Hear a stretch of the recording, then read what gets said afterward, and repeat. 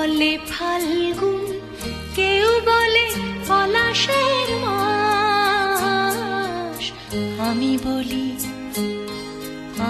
বলি আমার সর্বনাশ। কেউ বলে ফাল্গুন, কেউ বলে পলাশের মাস।